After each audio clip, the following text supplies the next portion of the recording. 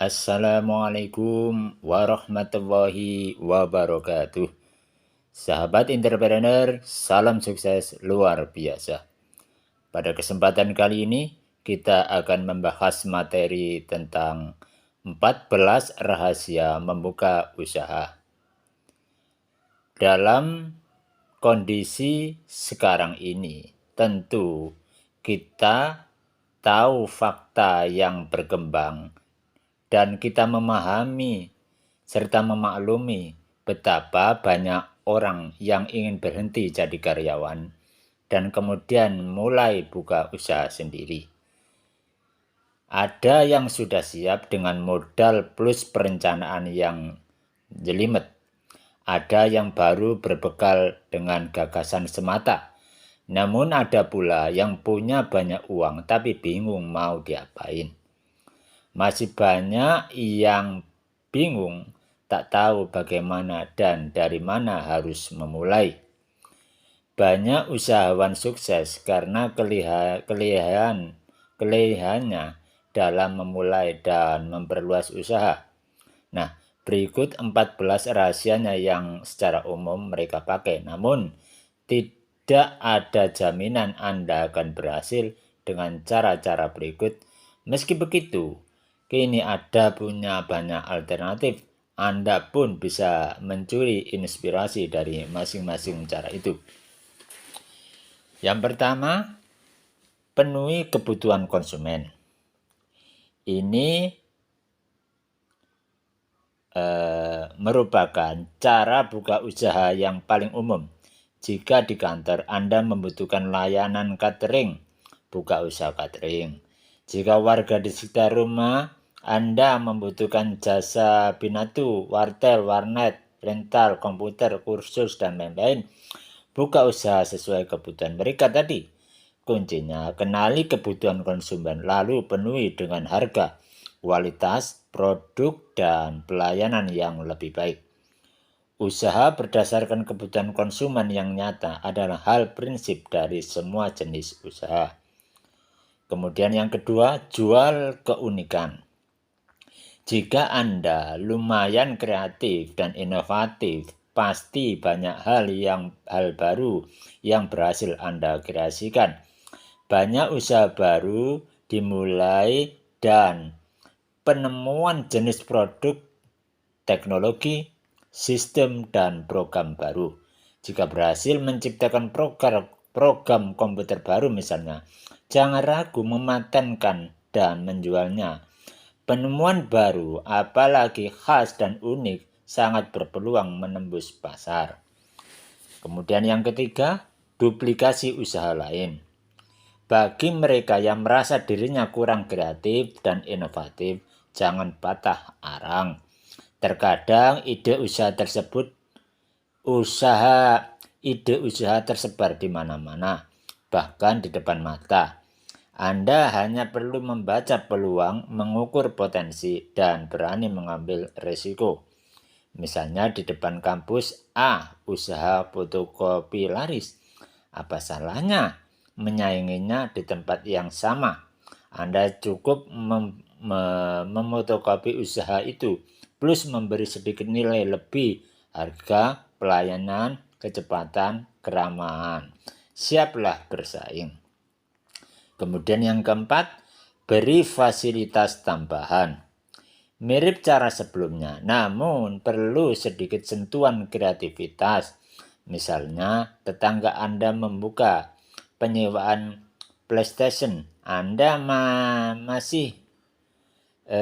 masih bisa menyainginya dengan tambahan fasilitas atau memperluas penawaran bar, warnet, wartel, makanan siap saji, dan lain-lain. Di lokasi yang sama hampir setiap waktu ada saja jenis usaha yang lagi ngetren. Sedikit fasilitas tambahan, Anda pun siap bersaing dengan lebih dulu Anda. Kemudian yang kelima, jual keterampilan. Jeli mengenali bakat orang. Itu pun awal bisnis yang menantang.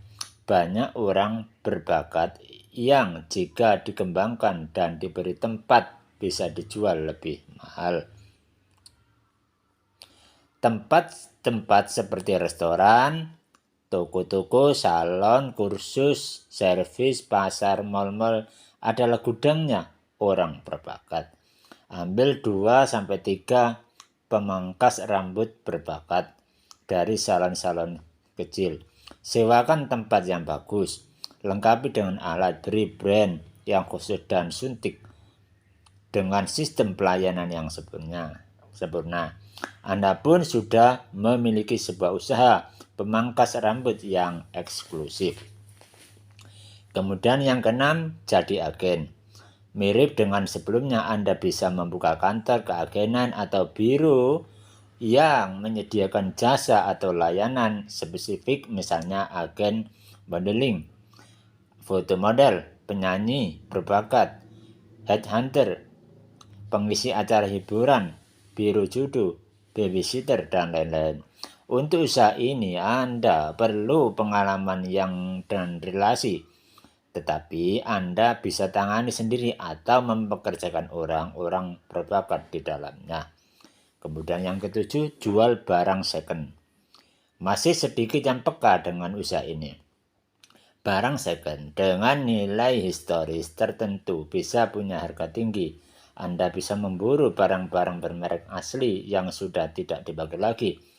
Anda bisa menjualnya di tempat lain dan dengan harga yang spesial. Banyak ekspatriat, selebritis, pengusaha, sampai jenderal yang punya selera berpakaian dan beraksesoris mahal di negeri ini. Anda tidak akan kekurangan barang. Kemudian 8, buka kantor. Semisal Anda berlatar belakang profesi seperti dokter, akuntan, pengacara, notaris, desainer, trainer, ataupun konsultan. Jika sekarang masih jadi pekerja di perusahaan orang, nah siap-siaplah merintis buka kantor sendiri, kurang modal dan SDM. Ajak kolega atau teman seprofesi untuk patungan modal. Jualah skill dan pengalaman Anda. Jika reputasi bagus, relasi banyak, jangan khawatir kekurangan klien. Kemudian yang kesembilan yaitu jalankan DS atau MLM. Bis ini perspektif walaupun belum banyak dipilih menjadi alternatif. Direct selling dan multi-level marketing sering disebut personal franchise. Modalnya murah meriah namun sudah didukung produk yang bagus, sistem pemasaran, pelatihan, dan jenjang karir. Sebagian perusahaan memberi kesempatan member mendirikan perseroan sendiri, authorized distributor atau stokis. Namun waspadalah, hindari bisnis skema piramid atau money game yang berkedok. Kemudian yang ke-10, beli waralaba. Yang modalnya lumayan besar tapi tak mau repot, pikirkan usaha yang sama sekali. Beli waralaba. Franchise bisa jadi pilihan. Waralaba merupakan jenis usaha yang relatif terstandarisasi, butuh kejelian membaca waralaba mana yang bagus. Begitu berikut kemampuan membaca potensi pasarnya. Kini makin banyak pilihan waralaba yang butuh modal besar atau sedang saja. Kemudian yang ke-11 yaitu beli usaha prospektif. Ada pula usaha tertentu punya keunikan dan SDM bagus, prospek dan kedepannya pun cerah. Sayang untuk berkembang lebih jauh, usaha itu tidak punya modal lebih. Jika modal Anda juga besar dan menurut kalkulasi usaha itu bisa dikembangkan lebih besar lagi, Anda bisa membelinya. Cara ini relatif lebih mahal, tetapi lumayan disukai investor tulen. Kemudian yang ke-12 yaitu beli usaha sekarat. Banyak usaha sekarat bukan karena tidak ada prospek, namun semata-mata karena manajemennya amburadul. Jika Anda cukup jeli mematahkan prospek ke depannya dan cukup pengalaman merekayasa ulang usaha, maka inilah peluang menarik Usaha seperti ini bisa Anda beli dengan harga relatif murah, kadang malah seperti harga grosir. Namun ingat, biaya pemolesannya harus Anda kontrol. Yang ke-13, buka lokasi. Beberapa usaha cepat sekali berkembang karena faktor lokasi. Semisal ada pembangunan perumahan mewah di daerah pinggiran. Jika perumahan itu laku, umumnya perekonomian di situ akan cepat berkembang. Fasilitas pendukung akan makin banyak dibutuhkan. Nah, layani warga setempat dengan produk atau jasa yang sangat mereka butuhkan. Jangan lupa, pilihlah lokasi yang paling strategis di sana. Kemudian yang ke-14 yaitu usaha bersama. Kadang usaha tertentu bisa lebih bagus jika didirikan dan dikelola bersama-sama. Semisal Anda kuper tapi jago masak masakan asing, sementara teman dekat Anda jago melobi dan punya relasi luas.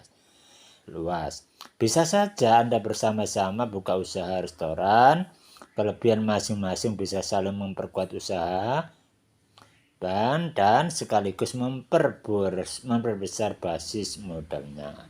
Sahabat entrepreneur, salam sukses luar biasa. Demikianlah yang bisa kami paparkan pada kesempatan kali ini. Insya Allah akan kita sambung lagi di video-video berikutnya, di konten-konten berikutnya. Kita belajar dan belajar terus untuk memahami dan menggali potensi-potensi yang ada di dunia bisnis. Sahabat entrepreneur, salam sukses luar biasa. Demikianlah, terima kasih atas segala perhatian. Mohon maaf atas segala kekurangan. Wassalamualaikum warahmatullahi wabarakatuh.